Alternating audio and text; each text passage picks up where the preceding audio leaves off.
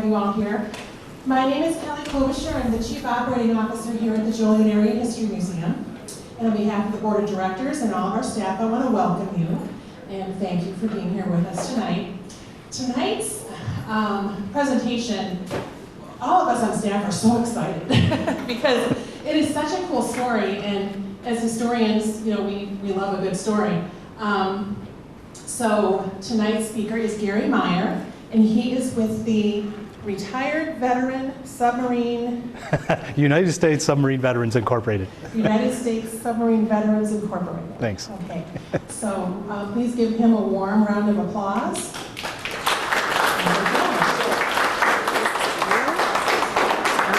That way is forward, that way is backward. All right, should be great. good to go. Okay. Thanks. Thanks, Kelly.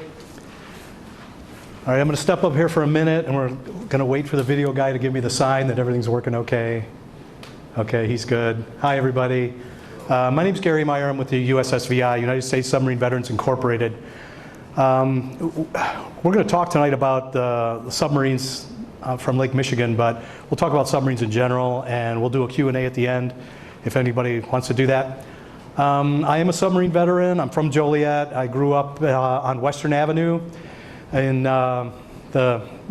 graduated from Joliet Central, class of 19. And yeah, so when I was 21 years old, the economy crashed. I met this beautiful girl at the University of St. Francis, and we got engaged, and I had no job. So I ended up joining the military, joined the Navy like my father before me, and then I volunteered submarines, and my father disavowed me. So.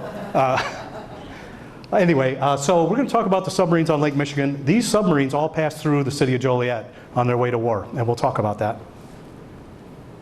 Okay, I'm clicking, Kelly. Which way do I point this thing?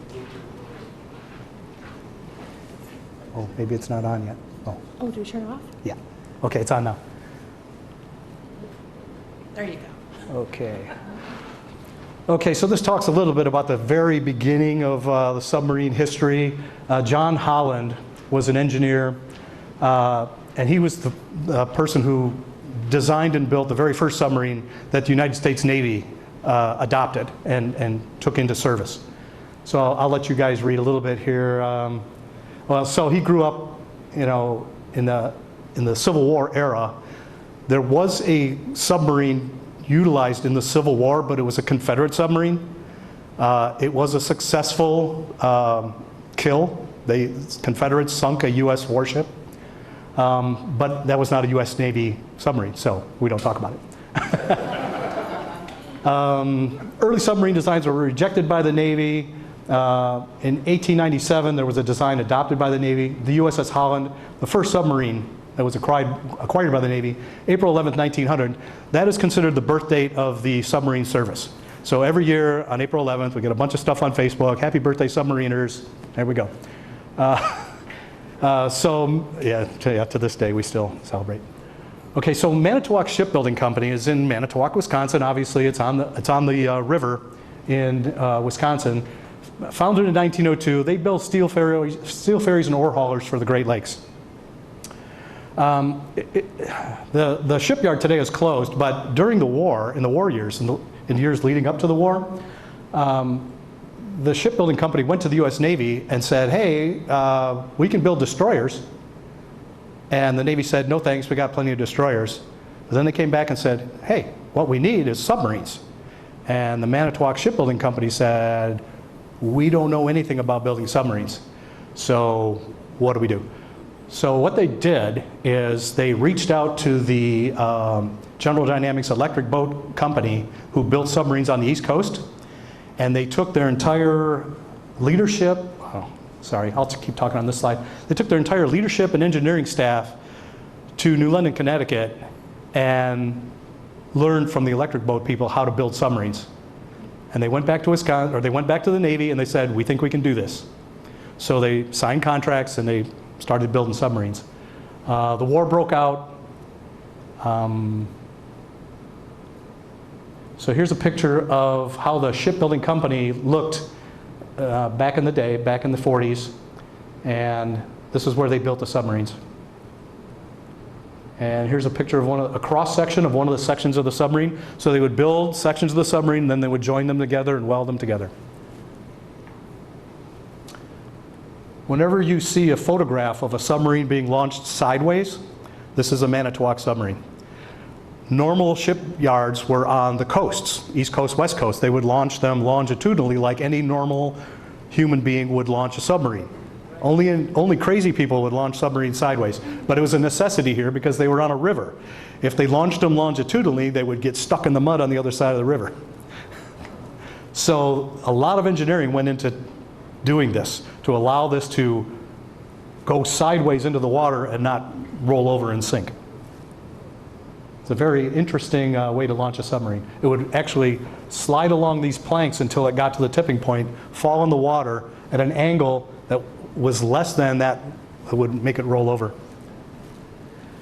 Here's a picture of one of the Manitowoc subs on Lake Michigan doing their sea trials. Seawater doesn't freeze. So this is fresh water, loaded with ice. They had to compensate for the ballast and control of the submarine. Here's one of the subs surfacing. This is the crew of the, I was hoping the name was on here, the Pom-Pom. Let me briefly talk about the memorial we placed last week in Joliet. We dedicated a memorial right next to the Jefferson Street Bridge on the west side of the river. It lists all the submarines that were built in Manitowoc. There were 28 subs built there. And it's dedicated to the service of the crews. 4 of those submarines were lost during the war, lost with all hands. So when the farmers and dairy workers in Manitowoc got together to build submarines, they really didn't know what they were doing, but they were good craftsmen and good workers. The first submarine was delivered 220 days early on their contract.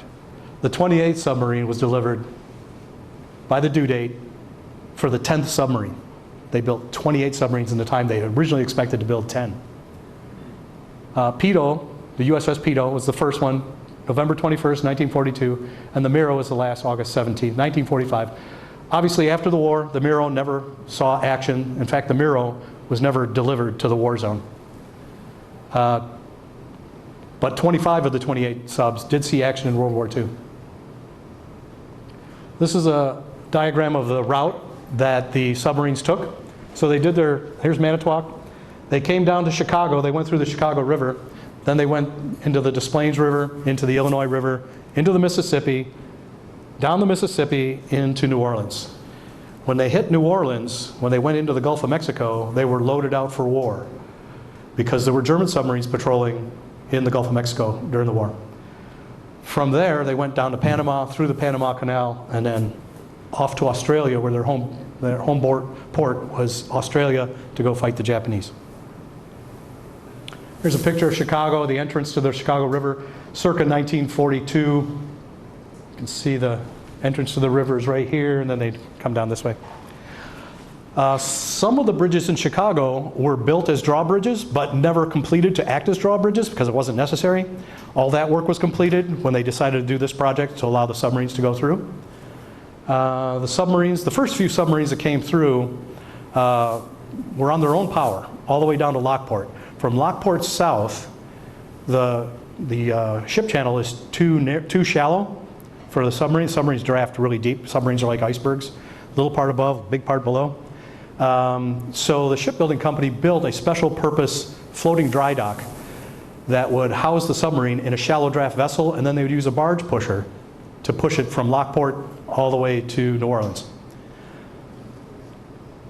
This is a picture of the dry dock. The dry dock is this structure here on both sides. Here's the submarine coming in, and the dry dock is fully deep in the water so that the submarine can pull in, and then they close it up, pump all the water out, and it floats. Here's the submarine supported inside the dry dock, and the dry dock is a shallow draft vessel that they can push down the river. Here's the barge pusher pushing. Let's see if this one's got a name of a submarine. This is the Peto, and this is in Lockport, Illinois.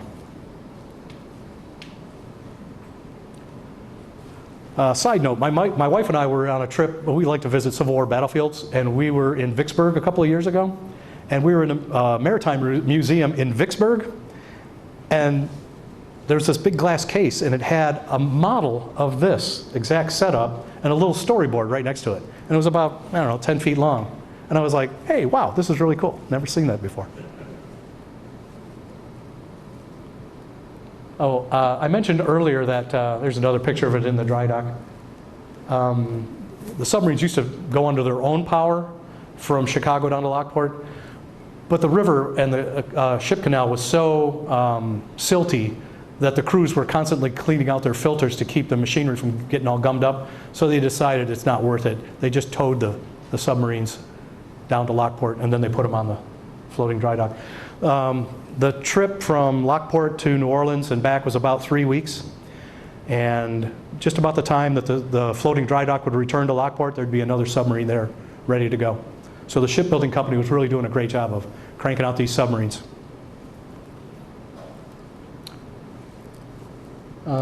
Sorry about the crimping of the picture, but this is one of the Manitowoc subs leaving on patrol out of Brisbane, Australia.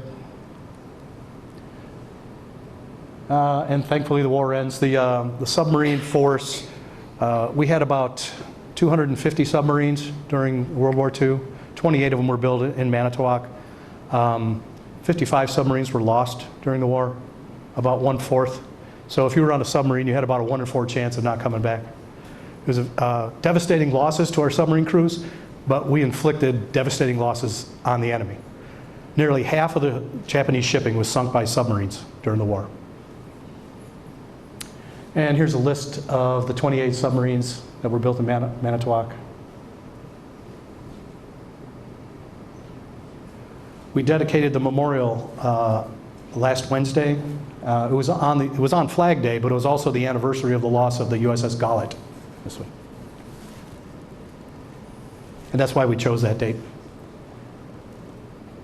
There are other submarines today that you can go visit on the Great Lakes. In Manitowoc, there's a Manitowoc, sorry, I'm having a hard time saying it so many times. Manitowoc Maritime Museum, the USS Cobia is a World War II era diesel submarine, and it's in the water, and you can actually visit, go on board and tour the submarine. It is not one of the Manitowoc subs, but it is the same class. It would be identical in many ways to the Manitowoc subs. None of the Manitowoc subs are in existence anymore. Some of them, after the war, were sold to other countries, but now they're all gone. In Muskegon, Michigan, there's the USS Silversides. And in Chicago, who knows the submarine in Chicago? Everybody? The U-505, the German submarine that was captured by the United States during the war. If you drive over to Cleveland, if you're going to the Rock and Roll Hall of Fame, the USS Cod is there. And the USS Cod just went through a complete refurbishment out of the war restoration, out of the water restoration, and it's a really nice museum if you ever get over that way. And there is the Cobia. And a lot of volunteers from our organization go there and work on the sub to keep it in good working order and good shape, good ship shape. And there's another submarine veterans group basically on the north side of Chicago. We're the USS Chicago base. We're basically from the middle of Chicago, the south side, south and west of Chicago. There's another group called Crash Dive Base, and they're basically from the north side of Chicago all the way up to Milwaukee. And both groups send volunteers to restore and keep the Cobia looking nice. And here's the Silversides in Muskegon. The Silversides was a war hero. They had a lot of kills, a lot of tonnage sunk. And that's the end of the presentation. We'll open it up for Q&A. I'll answer as many questions as I can. And before I begin, let me just say that I never went to sea on one of these things. I'm a nuclear sailor. I was on a nuclear submarine, the USS James Monroe, missile sub. So fire away, and I've got some friends in the back that might be able to have to help me out. Yes, sir. Question. I know the lock system is down along this Plains Illinois River. But between the dry dock and the pusher, there's still enough room in the locks to push the boat through the locks together? So the question was, are the lock systems large enough to accommodate the floating dry dock and a pusher? Yes. The answer is yes. Barges go through these locks all the time that are much longer than this arrangement would have been. Yes, sir. So you mentioned that there was German submarines that were going to the Gulf. Yes. Did we ever engage with them in that area? Not to my knowledge, but we knew they were there. Yeah. Yes, John. We did have during the war when the German submarines were in the Gulf of Mexico. Our problem was we didn't have enough ships to go into there to go after those German submarines. So the only way we were able to try to stop them was by using aircraft. We did have some aircraft saying that they had dropped weapons, bombs, onto these German submarines, but they weren't 100% sure whether they had done any damage because there were no ships to go out afterwards and look and say, is there anything floating on the surface? So it was pretty tough until our manufacturing capability got high enough to where we were able to build enough ships to send ships into the Caribbean or into that area, the Gulf of Mexico, to go after the German submarines. Thanks, John. Yes, sir. The sub that you didn't talk about, you don't talk about, was that the Hundley? Yes. I'm supposed to repeat the question. The question was the submarine that I didn't speak about from the Confederate side. He asked if it was the Hundley. Yes, it was the CSS Hundley. It was named after its inventor. The Hundley was discovered in the late 90s, and it's now a museum piece in Charleston, South Carolina. You can visit the Hundley. It was a 7-man sub, hand crank propulsion. There were 6 men cranking to make it go through the water, and 1 officer to fire, or not to fire the torpedo. They had they called it a torpedo. It was a bomb on a pole that stuck off the front of the sub. And the idea was that they would ram it into the side of a wooden ship, pull away and explode the bomb, and then come back to reload. They successfully sunk the USS Housatonic. They pulled away, they signaled shore that they were successful, and then they were lost. They never made it back. And it was lost for 150 years. Yes, sir. I worked for a division at GM that built diesel engines for submarines. What size engine were you that used to manufacture submarines? Okay, that's one I don't know. Steve may know. Steve was on a diesel sub. I know we have 16 cylinders. Per engine. No, that's no, I know because I was out in Charleston and there was 4 or 5, 6, 7 engines for 16 cylinders. You got one of those subs there. But I was just curious. Thank you. If I remember right, the subs had 4 main engines and driving 2 screws. Again, I was on a nuclear submarine. We had a diesel engine on board because if the reactor breaks, you got to get home. So we had a diesel engine. Very interesting design on that diesel, but I forget who made it. Oh yeah, maybe I should mention that I haven't been on a submarine in like 30 some years. Yes, John. Major manufacturers, GM, General Motors, and Fairbanks Morse, Wisconsin. Okay. Fairbanks, Fairbanks Morse and General Motors. Thanks, Ray. they were all 1,600 horsepower before, and then they had a donkey for charging and work. They call it auxiliary, so they have 5. See, I'm glad I brought backup. Other questions? Yes? I was wondering, with regard to the manufacturing, you were making these for the first time at Manitowoc. Did you ever hear of glitches they had in the manufacturing process? So the question is, were there glitches because it was the first time that Manitowoc was building these submarines? There was a big concern there.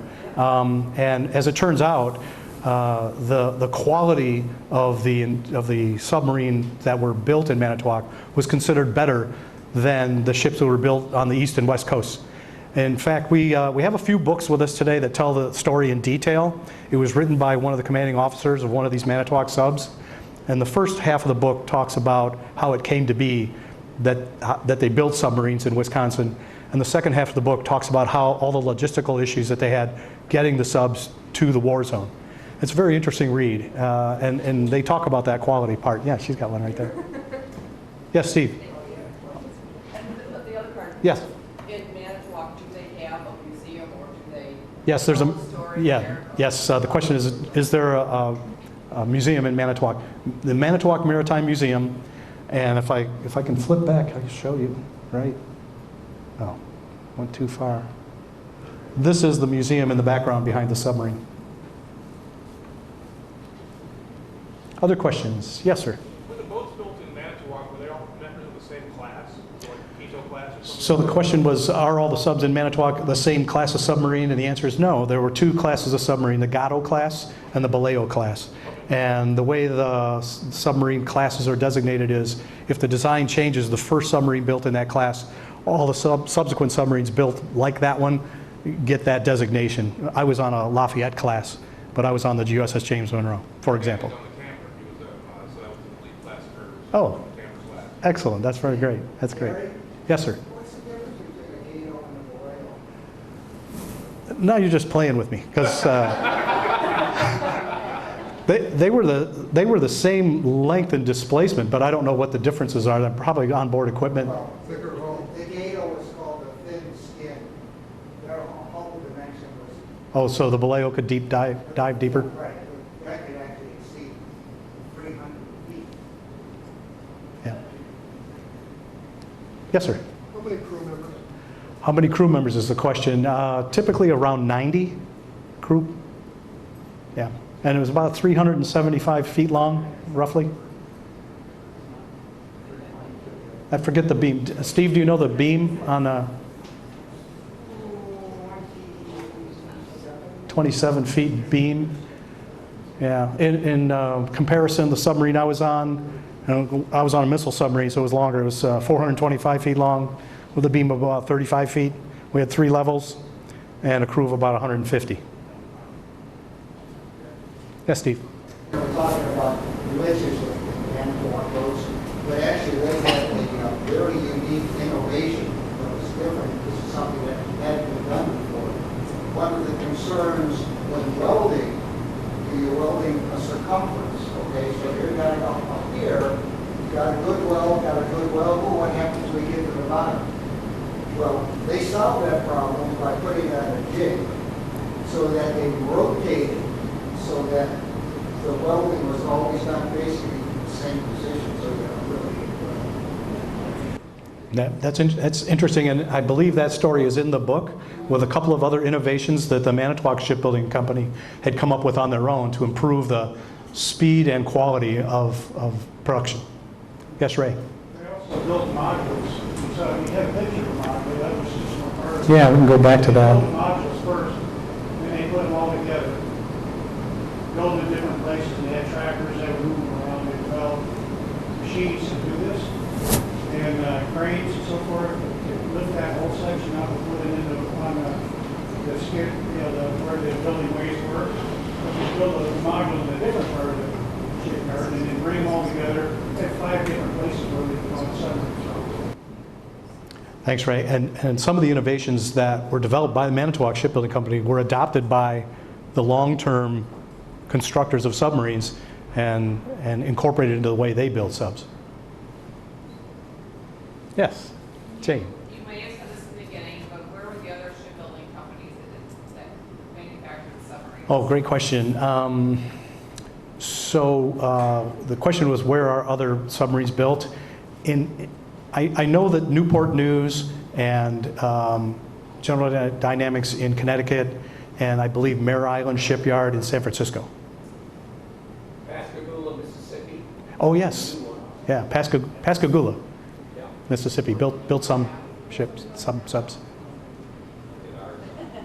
Yes, ma'am. Is the Archie still the most decorated submarine in the world? I'm sorry, which one? The Parch? The question is USS Parch the most decorated submarine? I believe it is. The way they kept score during the war was tonnage sunk. Yeah, I believe that is. Talking about the new parts here, New one. the new one, yeah. There was a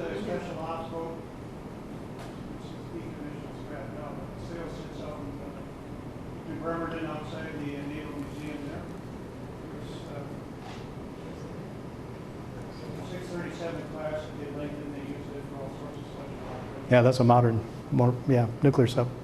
Also built in Pascagoula. Other questions? One more. Yes? Out of all the submarines and all the wars and everything, how many of them were nuclear subs? In which era? During the war? Well, yeah. So, Yeah. I mean, are most of them now nuclears? so the question is, how many subs are nuclear? Nuclear submarines were not developed. The very first nuclear submarine was 1954, the USS Nautilus. Now our entire fleet is made up of nuclear subs. We don't have any of these types of subs. And maybe I should talk about the difference a little bit. These submarines operate, they need oxygen to operate, like all of us, right? So they operate on the surface with their diesel engines. The diesels need oxygen to run. When they need to dive the submarine, they shut down the diesel engines and they dive the sub and they operate on a large battery. And they can operate on the battery for extended periods, a day or two, depending on their usage of electric power. But eventually, they have to resurface and run the diesel engines and generators to generate electricity to recharge the batteries. So during a wartime footing, they would be on the surface at night, charging the batteries, and dive before dawn and stay underwater all day and searching for the enemy. Steve? But that problem was solved by the Dutch, because they invented pipe that would extend. Their snorkel. The snorkel, yes. Yeah. Well, the boat was submerged, you come up to maybe 30, 35, 40 feet, throw up the snorkel pipe. You could bring in the air sufficient to run the engines, generate the electricity. The exhaust would go overboard underwater so that you wouldn't have a smoke trail. The only thing sticking above the water was the snorkel pipe. And modern submarines have that capability as well. Nobody's asked me yet what life is like on one of these things. I was waiting. Yes, sir. What, They obviously took a lot of diesel fuel, but how many days patrol could they do? so the question is, how long could they stay on patrol? I think the typical patrol during the war was about 6 weeks. I think. If you guys correct me, but I believe I've read it's like 6 or 7 weeks before they would have to return. And we had capability to refuel at sea, but I don't know how often they did that. So life on board a submarine. They don't call these things pig boats for nothing. And that is their nickname. No showers, no laundry. The food was all stored in cans. All the cans were the exact same size so that you could stack them. When you loaded up to go to sea, you would just stack them on the deck plates and put another deck plate on top, and then you'd eat your way back down. So it was kind of nasty and smelly, but you know, there's nobody out there to impress. So, yes, sir. I have to say that those guys reeked. I mean, they absolutely had a stench to them after they'd been on a war patrol, and that they were hot racking on these boats, and so you get into a rack or a bunk that somebody had just slept in, and not only was it already warm, but it was full of sweat. And these guys were just dripping with sweat. And he said that when they would pull into Pearl Harbor, the guy on the bow would throw the monkey fist to the dock, right? And he said that their stench would hit the dock before the monkey fist. Sorry to say that is still true today. Yes. They wore like a badge of pride when they'd get off at Pearl, because all the Marines would like back off of them, like, oh my Because they God, smell. you know? Yeah. And these guys, they didn't really know, because they didn't get on the boat funky. They all got funky together. And so when Yeah, you don't really. they didn't smell their own stench. Speaking from my own experience, you don't really notice it because you're all together in the same environment, and it does smell bad. When I would get home from a patrol, my sea bag would have to sit outside for 2 or 3 days before I was allowed to bring it in and start doing laundry. They also said the reason they joined the subs was because they had the best food. That's true. Yeah. Yeah. Well, there's very little to do on a submarine for, relaxation and whatnot. So the food is really good. The food, probably the best food in the Navy. We ate well, but everything else was horrible. I shouldn't say horrible. We were there on a mission. We understood the mission. We did our jobs. But on a modern nuclear submarine, you have diesel fuel because we have a diesel engine. I think we had enough fuel to drive our submarine from anywhere in the world back to our home port on the diesel. So we had a lot of diesel fuel. We have a machine that scrubs the atmosphere of pollutants. And we have a machine that creates oxygen so we can breathe. And some of these machines have chemicals in them that permeate the atmosphere. We also have 150 men who create certain gases that permeate the atmosphere. We have machines to deal with that. What else do we have? Everybody smoked on the submarine. If one person smokes, everybody smokes because you're contained atmosphere. So everybody smelled like cigarette smoke, plus all the other stuff. So yeah, modern day subs smell just as bad or maybe worse than the old subs. Other questions? Yes? So it's not really, the question is related to submarines, but not like historic events. So what's your take on the whole submarine that's lost at sea? What's the question? I'm sorry? So the question is, what is your take on the submarine that's lost at sea currently, the one that's exploring the Titanic? Oh, the one right now? Yeah. Okay, so yeah, let's talk about that a little bit. I meant to bring that up. So we're going to designate that a submersible, because if you've seen the pictures, it's very small. It's 21 feet long. It needs a mothership to carry it to the Titanic and then let it go. And it would go down and visit the Titanic. So it doesn't have a lot of capability for maneuvering, it doesn't have all those life-sustaining machines that I talked about. It carried enough breathing air for, I think, 4 days or 5 days. So if they lost communication, in fact, they needed communication from the mothership to even find the Titanic. And when they lost that communication, I guess they had 2 forms of communication on board, and they both went dead at the same time. They're in a tight situation because they can't maneuver accurately without that communication link. It was supposed to have some safety devices that if they ever got in trouble, it would just automatically come to the surface. We don't think that's happened because we haven't seen it on the surface. It hasn't been found. So, but the good thing for it is designed to go that deep. Now, when we talk about the Titanic is 12,500 feet of water. U.S. submarines do not operate that deep by far. We don't talk about how deep they go, but they cannot go 12,000 feet. There's no way. They would collapse and be crushed. So there's very few vessels in the world that can actually go that deep. A lot of them are unmanned, and I believe they have some unmanned rovers on scene now looking for this submersible. So we're praying and we're hoping for the best, but it's not looking good. Yes, sir? What I think will probably kill them is going to be the cold water. Unless they have heat inside that thing there already. Yeah, it's very cold, very, very cold down that low. And in fact, they said the water temperature is below freezing, but it doesn't freeze because it's salt water. So does this vehicle have a heater that's going to handle? Yeah, I don't know the capabilities of that. Well, I think they're already done. Yeah, Probably. yeah, it's not looking good. I'll give them a little bit of that. They did not have heaters on the old diesel boats, not heated. Yeah, But diesel when boats. When they first made these gondolas, they found out they need heaters because she could go up into the cold water and the ice. They go, this is a mistake. Let's put heaters on our nuclear submarines. And air conditioning. Modern subs have air conditioning. And the air conditioning, everybody jokes about the air conditioning, but the air conditioning was actually necessary for all the electronic equipment that we had on board. But believe you me, when I was standing between the main engines, I had one of those ducts pointed right at me because it was about 120 degrees there. Yes, Steve? When we were at a place that we never were, going where we never did, there was a period of time where our heaters were shut down. We didn't have heat. And for 30 days, everybody was peachy keen and dandy, kind of walking around with all of their gear inside the boat. You left station, heaters went back on, everybody got sick. So we did have heat. Anyone else? Yes, sir. I don't know if you talked about did this class boat have forward and after torpedo rooms? The question is, does this boat have forward and after torpedo tubes? The answer is yes. Yeah, 6 forward, 4 aft, typically. Modern nuclear submarines don't have aft torpedo tubes.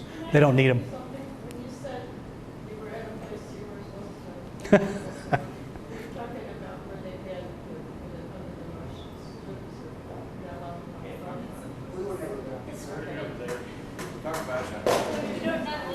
The submarine service is known as the silent service, but it's also very stealthy. Much of the mission is stealth. All of our missile subs are designed to be as quiet as possible because the underwater warfare it's a game of cat and mouse. If you're on a missile sub, your job is to stay hidden from the enemy. If you're on an attack sub, your job is to find the enemy's missile boats and be ready to kill them before they launch their missiles. So you've all seen the World War II submarine movies where we have the pinging going on, the ping, ping, ping. That's the sound of the sonar bouncing off the hull and back to a surface ship. So they're trying to locate the submarine underwater. Well, the technology is advanced today. They all have the ability to do that. But once you do it, if you send out that ping, you're telling that submarine exactly where you are if you're sending the ping. So you're saying, hey, I'm right here, kill me. So nobody sends out the pings. All of the sonar is called passive sonar, where you're just listening. You have microphones in the water and you're listening for the sound of a submarine, and then you're trying to locate it and shoot it. So it's a very stealthy thing, and the cat and mouse thing goes on to this day. And if anybody has seen the Hunt for Red October movie, you've seen all that stuff, even with the Crazy Ivans and all that. That game goes on today, and the technology is always advancing to make our subs quieter and faster and deeper and all that good stuff. So that's why we always kind of jokingly, well, not jokingly, if our submarines are on spy missions, they're in waters that publicly you may not want to acknowledge. So that's why we say, you know, I was never there, it never happened. And there are many submarine commendations and letters of commendation for places we can never talk about and things we didn't do. Like laying phone lines in the port and the harbor of a Russian military base. We never did that. Yes? Well, if you read Blind Man's Bluff, then you know that we didn't kill it. That's right. That's correct, ma'am. Blind Man's Bluff, if you get a chance to read that, it's about all the spy stuff that submarines did in the Cold War. It's a pretty interesting read. Yes, sir? Did I hear you right? You said the destroyers don't use active sonar anymore? They can use it. Do they? Well, they give their position away. Well, do they use it? Not if they're smart, All right. or if they have no other choice. Okay, glad. If they think they're about to be shot or killed. Or just before they shoot that. Yeah. And there's aircraft that do the same thing. There's submarine hunting aircraft, and they've referred to them in the news recently. They're dropping sonobuoys, where they drop these things in the water that listen for noises, and then they try to triangulate on the position and find it. The technology behind that is to find enemy submarines. If you think you have a submarine here, then you drop a sonobuoy here, here, and here, and triangulate on the position, and then fire a weapon at it. Anyone else? All right, thanks very much, folks. It was a lot of fun. Appreciate you.